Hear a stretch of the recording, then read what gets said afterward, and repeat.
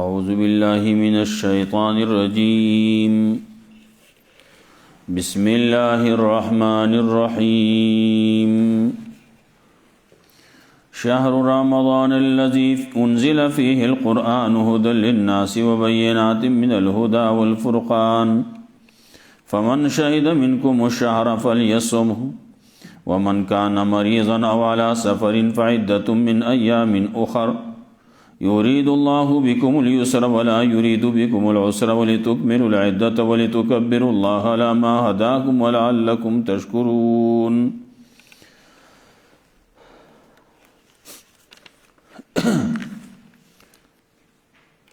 سیاست مدن خبر روانه وا چې پاغي کې اولنې قصاص د ظالم نو، دویم تقسیم د مال په قانون شرعي باندې، او دریم ارتباط النفس، د نفس د سخت پختې سره عادت کېدل چې د سپینه پاغونده نه بلکې د سخت تیرولې شي، لوګه تند تیرولې شي. د هغې د پاره مسله مثال هغې د روجې ذکر کو. روجه کې لوګه تند راځي چې دې سره ته د لوګې تندې سره عادت شي. بیا د روجې احکامات سبازي ذکر کول. کله یو سړی مریض دی نو دی به خامخا روجه نسی، نو مریض په حالت د مرض کې روجه که نه نسی نو تکلیف کېږي، وته مرض یاتیږي، مرض اوږدیږي، نو دته اجازت ته د دغه رمضان په دې میاشت کې دغه روجې وخوري. چې کله بیا جوړ شي نو بیا به نسی. که داسې حالت کې دی چې بیا د نیوو چانسي نشتی، لکه بوډا دی یا دایمي مریض دی، نو هغه به بیا فدیه به ورکوي. دا فدیه تذکره وشوه چې هغه به فدیتون طعام مسکین، د مسکین طعام به یې سبا بیګا چې د هغې حساب پاوکم 2 کیلو غنم، نیم وږی غنم چې د هغې نه دغه پاوکم 2 کیلو جوړیږي، یا یو وږی وربشې، یا یو وږی کجورې، او یا کشمش. دغسې نور څیزونه چې څنګه ورکې نو هغه د دې په حساب باندې.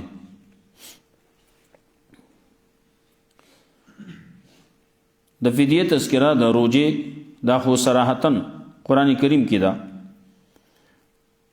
د مانځه فدیه نشتی. که قرآن کې وګورئ که په حدیث کې وګورئ نو دا پکې نشتی. د فقه کتابونو کې هم دا وایي چې مونځ په هیڅ حال کې معاف نه دی. زنانو مسلې د مانځه په باره کې لکوټې مختلفې دي چې بعضې بیماریانو کې هغې ته مونځ معاف دی. سړی دی نو د سړي دپاره هیڅ قسم عذر نشتی. سړی چې کله عاقل دی، بالغ دی،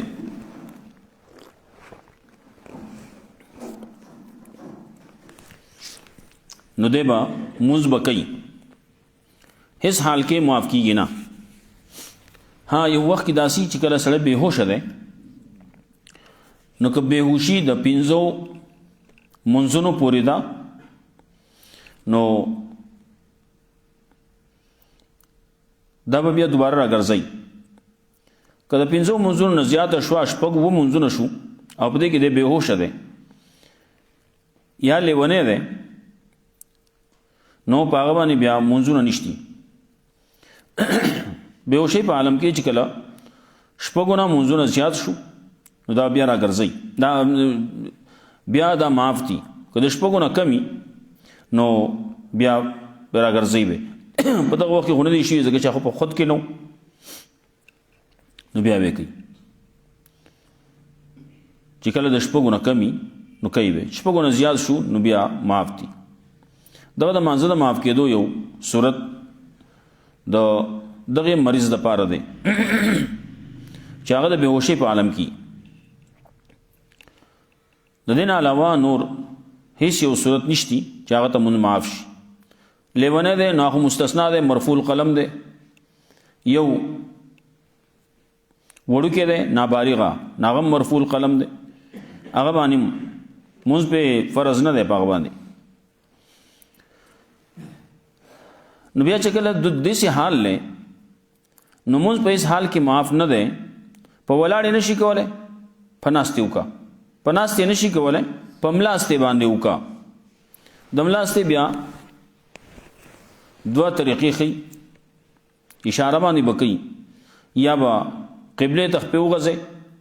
او نورخاته طرف ته به سر کېدی. د سر شاته به سړی ځان ته بالښتونه کېدي چې دی رانیغ شي لوګوټې، او د روکو دپاره به لوګوټې سر کته کوي، او د سیدې دپاره به لوګوټې زیات څومره چې د وس رسي نامره به د سیده کوي.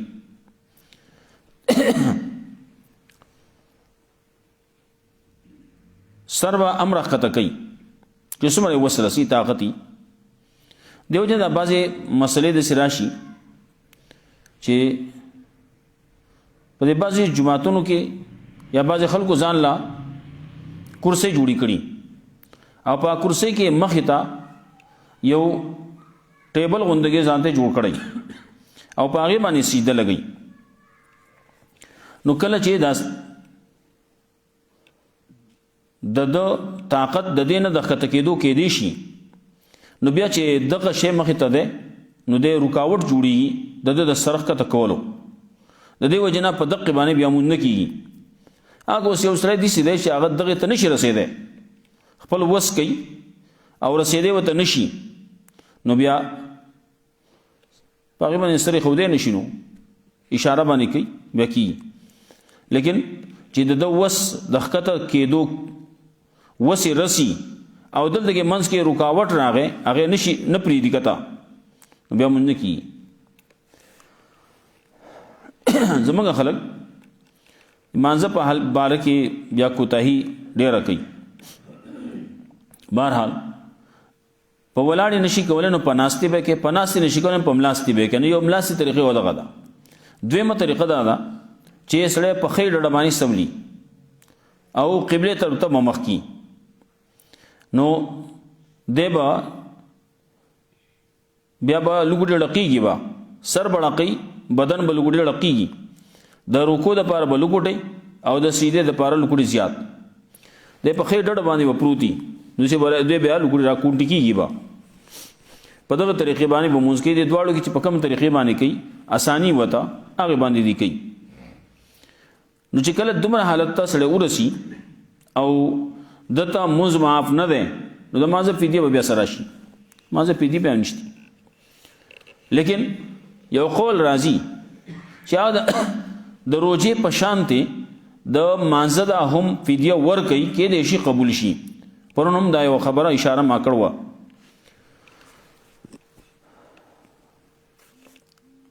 نو دغه روژې دي، د دغه فدیه دا به ورکولی کېږي. په معمولی خبرو باندې، معمولی مرضونو باندې، معمولی سفر باندې روژې پرېښودل نه دي پکار. اوس دې ځینه د رمضان د میاشت فضیلت ذکر کوي، بیا ورپسې بیا د هغې مریض او د مسافر خبره بیا ذکر کوي. دا څه چې الله رب العزت احکام را لېږي په دې انسانانو باندې لازم کوي، مسلمانانو باندې، نو دا د دې اسانتیا پکې ګوري. الله اسانی غواړي، تنګسیا نه غواړي. الله یې تنګی نه چې نه هر څه چې یو سړي طاقت نه کېږي د ناستې، د ولاړې باندې طاقت نه کېږي، انا د الله ورته نه په هر څه چې مرې کو چې په ولاړې به کې بیا تنګولو. نو الله یې تنګی نه، په ولاړې نشي کولی په ناستې وکړه، په ناستې هم نشي کولی په ملاستې وکړه. اشاره به کې په سر باندې، اشاره په لاسو باندې هم نه کېږي. بعضې خلک لاس دغه کې لاس باندې کته لاس کته پورته کوي، نو لاس کته پورته کولو باندې اشارو باندې دغه د لاس اشاره نه ده مراد. یا په ورځو باندې اشاره کوي، پسترګو باندې اشاره کوي نو د سترګو او د ورځو اشاره دا هم نه دی معتبر اشاره چې کې نو په سر بکې سر به لګوړې د رکوع د پاره لکته کې چې څومره د وس رسی او د سیدې د پاره به لګوړې زیات د خپل وس مناسب نو دلته د میاش د رمضان فضیلت ذکر کړي چې قران کریم پکې نازل شوی دی دا څنګه بهتر میاش تا د قران کریم سره تعلق ډېر زیات دی د دې وجنه زمونږ ملګرو علماو هغه په دې میاش کې رمضان میاشي نو په دې کې وای دا لکه قران لور کوي دا میاش قران کریم سره زړه ولګوي قران کریم پکې وای لفظن وای تلاوتن وای او ترجمه سره وای په تفسیر سره وای قران کریم سره تعلق جوړ کړي نو قران کریم سره چې اوسري تعلقي په دې میاش کې نو دا میاش په ډېر خپل تیروزي او چې کله مې دې سره تعلق نه یو کله به یو ځای کله بل ځای کله جنگونه کله سو دا سړی باندې بیا کله غمیږي یو خدا دا وا چې هر رمضان کې جبرئیل السلام براته رسول الله صلی الله علیه وسلم سره به یو پیر قرآن اړو بیا کله چې آخري رمضان او د رسول الله صلی الله علیه وسلم د ژوند نو پاره کې بیا دوه پیر اړولو نو موږ تم دا درس او سبق راکې قران کریم سره تعلق جوړ کړي او بیا خاص کر رمضان کې د دې دورې کول کېږي نو تاسو پاره کې شمولیت وکړي نو دلته وایي شهر رمضان الذي انزل فيه القرآن میاش د رمضان هغه دا چې نازل شوی دی په دې کې قرآن کوم شپه کې چې نازل شوی دی نو هغه شپه بهتره ده کوم ورځ کوم میاش کې چې نازل شوی دی نو هغه میاش بهتر ده کم پیغمبر باندې چې نازل شوی دی هغه پیغمبر بهتر دی په کوم سینه کې چې دغه قران کریم پروت دی نو هغه سینه بهتره ده کوم جبه باندې چې دا قران لوستل کېږي نو هغه جبه بهتره ده کم کاغذ باندې چې دا قران کریم لیکل شوی دی هغه کاغذ بهتر دی هغه عزتمند دی کوم کپڑا چې د قران کریم نه چاپیره شوی ده هغه کپڑا هغه عزتمن شوی ده صد وجه دا ټول قران کریم فضیلتونه دي نو شهر رمضان الذي انزل فيه القرآن میاش د رمضان هغه دا چې نازل شوی دی په دې کې قران دا قران څنګه کتاب دی هدى للناس هدایت د پاره د خلکو وبينات من الهدى والفرقان او واضح دلائل دی په دې کې د هدایت او د فرق کون کې د پمنځ د حق او د باطل کې دویمه معنا دا شهر رمضان الذي انزل فيه القرآن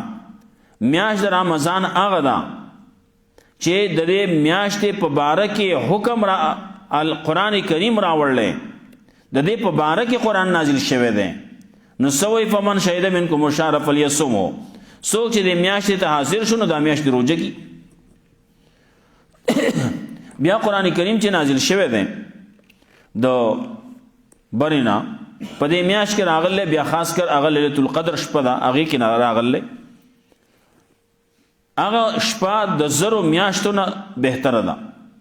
چې دا غینا دریاتیا کاله سلور میاشتې جوړي دغه یوې شپه کې چې چا عبادت وکړو الله بوله دومره ثوابونه ورکي قران کریم چې نازل شوی دی نو په دغه میاشت کې نازل په دغه میاشت کې په دغه شپه کې نازل شوی نو یو مطلب دا چې ټول قران کریم الله نازل کړل د لوح محفوظ نه دنیوي اسمان ته بیا دلته کې د دې نه لګ لګ د ضرورت مطابق راغله دوی مطلب دا دی چې ابتدا چې شوی ده هغه په دې شپه باندې په دې ورځ کې په دې شپه کې شوی ده د رمضان په میاشت کې او په دغه شپه کې ابتدا شوی ده او بیا ورو قران کریم په دیرش کال کې مکمل شوی ده فمن شهد منکم الشهر فلیصمه سوچ حاضر شي تاسو نه د میاشتې ته سوچ موجودی په دنیا کې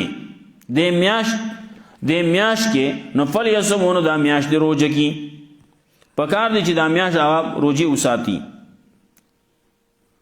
روزي ونیسي نو سوچ موجود ده نه به روزي نسی چې څوک مړل نه هغه باندې بیا نشتی دې ته دا ترنو سپیډیا ورکوم ومن کان مریضا علی سفر او سوچ تاسو نه مریض او علی سفر یا په حالت د سفر کې فائدۃ من ایام اخر په دې مرض په حالت کې د سفر په حالت کې روزيونه نیوینو پاغه باندې شمار ول دي د ورځو نورونه دې ځکه یرید الله بكم اليسر ولا يريد بكم العسر الله اراده کوي پتا سمای دا سانتیا او الله اراده نه کوي پتا سمای د تنگسیا الله تاسو اسانه طرف ته دنیا کې اسانه تاسو باندې راولي یو سره د روزه نشي نیوي وسی نشي نیوي جو بل ورځ دیونسي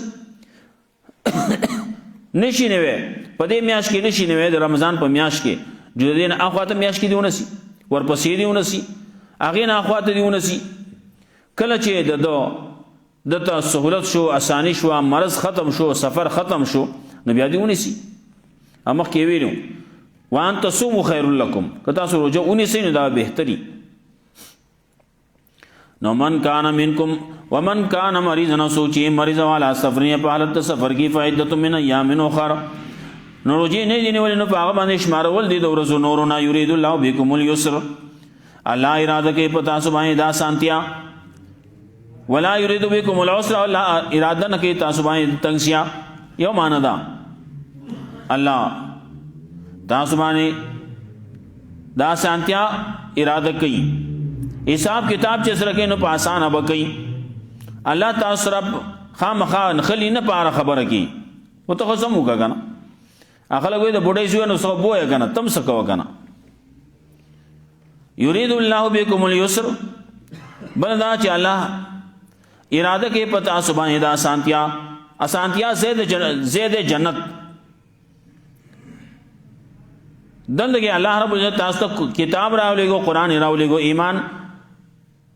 تفصیل ته درولېګو دې پاره چې تاسو ایمان راوړئ چې جنت تلاړ شي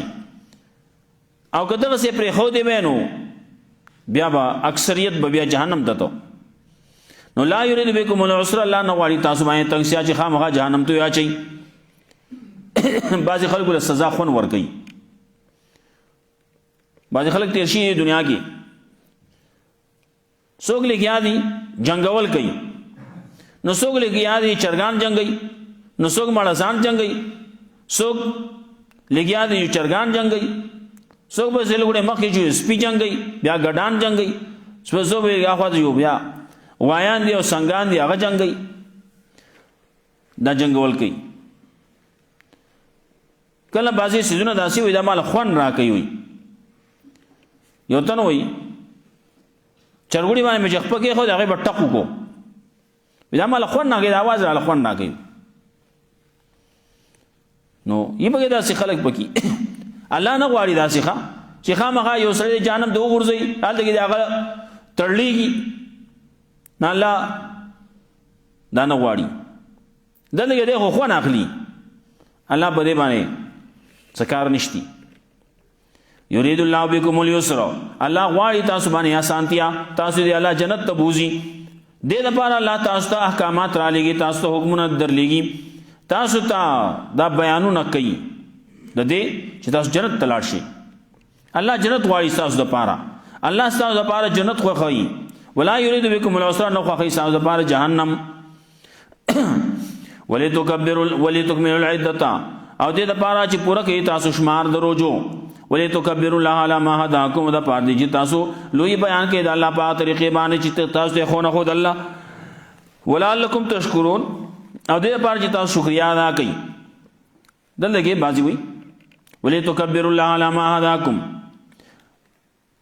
لوی بیان کې د الله په طریقې باندې تاسو ته خو نه خود الله خو نه خود الله زما ذکر کې نو څنګه وکې منځونه کې نو څنګه وکې سار مونږ دینو دا په زور باندې وای ماس پخین مونږ کې په زور یو وینو بیا به سیسه ورځمیږي ورخه په زور باندې ما ذکر مونږ دا په زور نه وای په زور دی وې نو یو آیات و خیر ده او چې ډیر پکې ویلې شي نو سیسه ورځمیږي که سیسه و دیونه کړه نو مونږ واجب الاعاده ده بیا دوباره به کې هغه ولې ما په الحمد قل هو می په زور ویل نو ما جرم میکړل وای قران بم سره نه وای هو الحمد لله قل هو مې ویل نه کفر خو نه کړای مونږ نه شو دا طریقه د الله طرف نه خودل شي دغه دا ماسپخین مونږ دې مازیګر مونږ دا په قلاره کې دا په غلی کې دا په پټه کې ماسپخین سهار مونږ دې ماخام مونږ دې ماستر مونږ دې نه دا په زور باندې کې ادوار کاته پکې چې کمی کې دي نو دا ادوار کاته په زور کې بیا چې کوم یو رکعت یا دو رکعت دي رستو دونه ناغه بیا په پټه باندې دا طریقه خو نه خودل شي دا ولتکبر الله علی ما هداکم بعضی سيزونه په زور دي نو بعضی په پټه دي کنه دا په جنل غواړي دا څنګه چې یو سره یو کار کوي ویل شي دا کوا ناغه بیا په بل طریقې باندې کوي هغه بل طریقې باندې مکو په هغه طریقې باندې کوي کوم چې تا ته خو نه خو دې شي دا ولتکبروا الله علی ما هداکم بعد خلک نور ذکرونه کوي کم چې ذکر ده بانګو یو ذکر ده نه په زوره کې نور ذکرونه چې دا په پټه کې بعضینو کې د زوره چې کم ذکر راغلی لبیک راغلی په زوره کې الله اکبر راغلی په مانځ کې امام به وای نو په زوره به وای نو مقتدیان نو په پټه به وای الله اکبر هم ذکر ده الله اکبر لا اله الا الله والله اکبر ولله الحمد لوی اختر کې ویل کې نه په زوره وای اخونه خود له شي دغه سي کنه او کوم چې نه د خود لبیک ویل کې نه په زوره وای زور په دې طریقې باندې چې گاون کې وسړی یو هغه واوري دومره په زور باندې پکار مونږ چې وسړی کوي امام چې مونږ کوي نو دومره چې اوس غڼه ډیره ده دغه مخامخ نږدې چې کم کسان ولاړی 15 شپږ کسانی اوري دا پوره ده نور ناوري اوس امام دې سیده کمزور دی आवाज تې نه خيږي نو دا مو صحیح کیږي ها کدا سو کسانی اوري نو مو صحیح ده او چې دغه هم ناوري دې ځان لګیا دې بنګيږي نو بیان کی بس بوز او هغه یو څه وایم هغه هلته आवाज راوځي نو چل کې اوسه आवाज نه راوځي بیا ځان شاته موږ کوه به شاته ودرېګا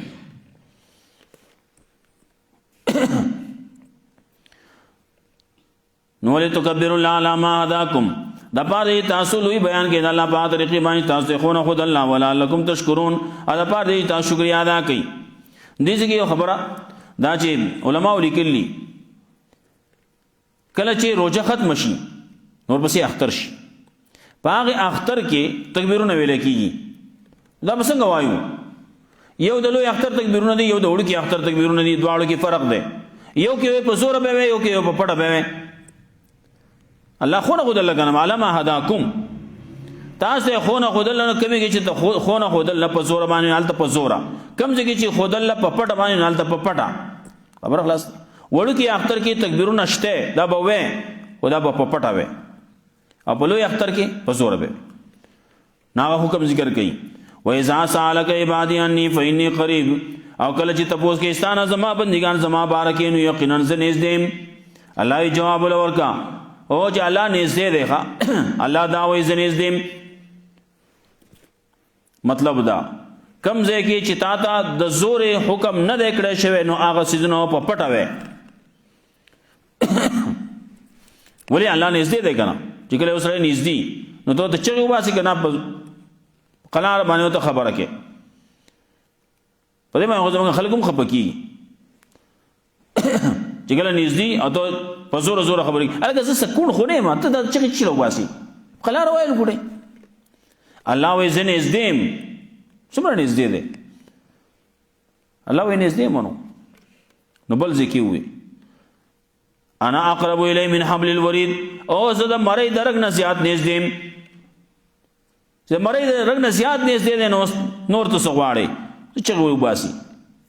کم ځای کې چې الله په زور ویلي چې په زور وای نو حالت په زور باندې کم ځای کې چې ویلي په پټه باندې نو حالت کې په پټه باندې وای کنه الله نږدې دی اوري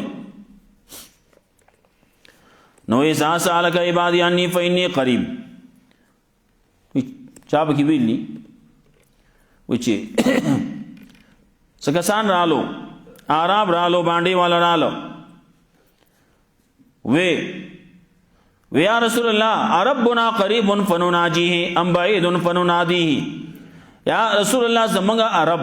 نږدې دی او که لرې دی؟ که نږدې چې موږ سره پټې پټې خبرې کوو او که لرې چې بیا ورته چغې وباسو. نه الله حکم راولېږه وإذا سألك عبادي عني فإني قريب، کله چې تپوس کې ستانه زما بندگان زما باره کې نو یقینا زه نږدې یم. اجیب دعوت الداعی اذا دعان، قبل ما دعا کوونکي کله چې زما نه دعا غواړي، دعا غواړه. الله زما په حال خبر دی، الله خبر دی، خو ستا د خولې نه یې وباسي. الله ایمان غواړه کړه، یو د الله خبره ده، الله وایي زما نه غواړه، الله حکم کوي زما نه غواړه. او انسان په خفه کیږي. چا ویلي الله یغضب ان ترکت سؤاله، الله خفه کیږي په دې باندې غوسه کیږي چې ته د الله نه سوال پرېږدې. او انسانان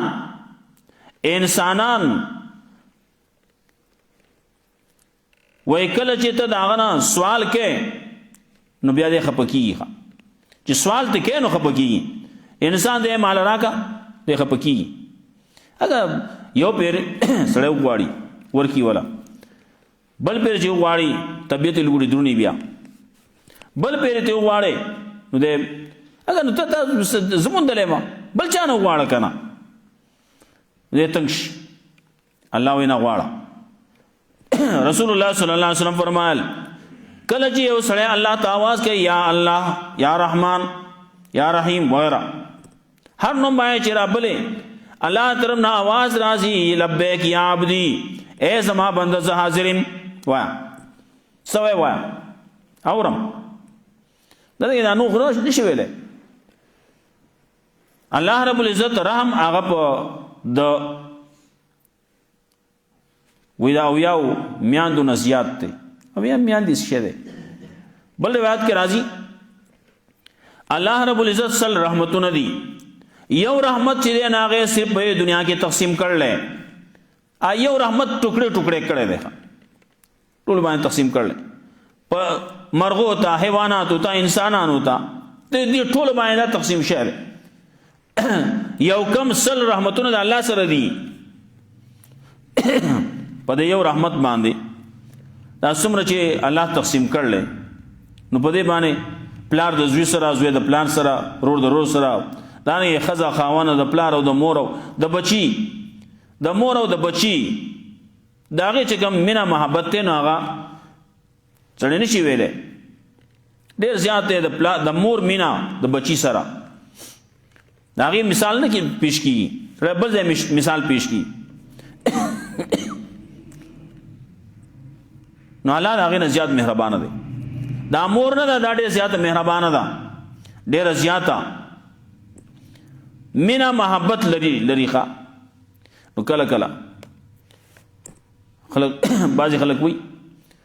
یو پلارو بچی نه تپوس وکړو یو ځای کې نو کارغه آواز وکړو، وی بچی دا څه دی؟ وی بابا کارغه دی. لږ ساعت بیا کار وی بچی دا څه دی؟ وی کارغه دی. دریم پیر چې ورته ووایي وی بچی دا څه دی؟ څه دغه شیره کول دی راغستی دي، خو کارغه دی که ما ته ونه کارغه دی. هغې ښه بچی ښه ورته وی یو وخو ته وړوکی وی دلته کې ما شمارل تا سل پیرې ووې چې بابا دا څه دی؟ ما وی کارغه دی. سل پیرې ته ما ووی دا کارغه دی،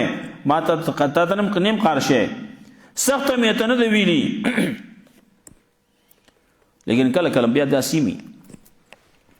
دا پلار هم کله قار شي، مور هم کله قار شي، کله د ورته وایي مور ورته وایي یا ورته بل څه نوم وایي د ادب. او دې زمونږ په دې زمانه کې خو اوس عام طور باندې امی او اما وغیره دا ویل کېږي. نو چې هغه ته آواز وکړي هغه وایي مخکې ابۍ به یې ورته وایي ابۍ، چې هغه وایي جی ابۍ، نو جی ورته وایي. لیکن یو وخت راشي هلته کې هغه آواز کوي ابي دیوته وی جی ابي هغه بیا وی ابي نو خبره خو یا ورزینا کینا نو دا ابي ابي جی ابي جی ابي جی ابي ته وی لیکن ونشي د مور هغه مینا دغه ځای کې د مور مقار شي نو کله دا ابي هغه یا ابي نه مرګ بس خلاص شي کنه هغه مینا کم شوا دا الله مینا نه کمیږي الله توای سل پیره چغو باسا الله توای یا الله پپټه وې ک پخکارا باندې وې هغه جن جواب راځي لبیک یا عبدی اے زما بنده ز حاضرین وا اباځ خلک خبره کوي یو سړیو هغه لګیاو یا سنم یا سنم ته خلکم سنم سنم زوتای سنم مخ باندې دادی واغه دی پلان کې ډینګي سې کوي ناوی یا سنم یا سنم یا سنم ناس په خطا شو یا صمد اغه جن आवाज راغې لبیک یا عبدی وی ملائکه تپوسو یا الله دا سړی خو بوته وی تا دې आवाज نه کاو غلط شو خطا شو راته وی نو تا ته ولې لبیک وی نو ما کې په دې بوت کې وسفر کو یو طرف ته هغه بوت ته आवाज کې نو بوت نه आवाज نه راځي بوت جواب نشي ورکوله اچ زم جواب نه ورکوم الله جواب ورکي ما ته اورنا الله مونږ ته ویل پیغمبر مونږ ته ویل لخوا جواب راځي هغه زینا سره لګیا دی الحمدلله رب العالمین لګیا دی موزوي الله وی حمدنی عبدی زما بنده زما حمد وی الرحمن الرحیم مالک یوم الدین وی مجدنی عبدی زما بنده زما بزرگی بیان کړه الرحمن الرحیم وی اصنع علی عبدی زما بنده زما ثنا وکړه دا راځي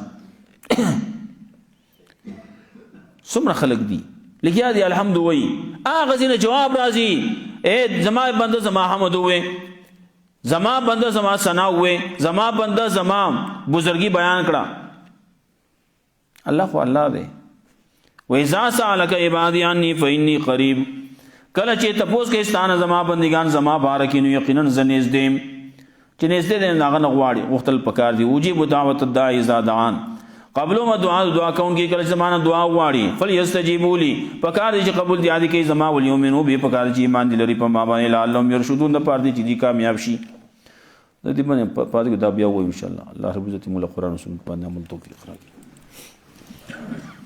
اللهم اغنا سب کے متبس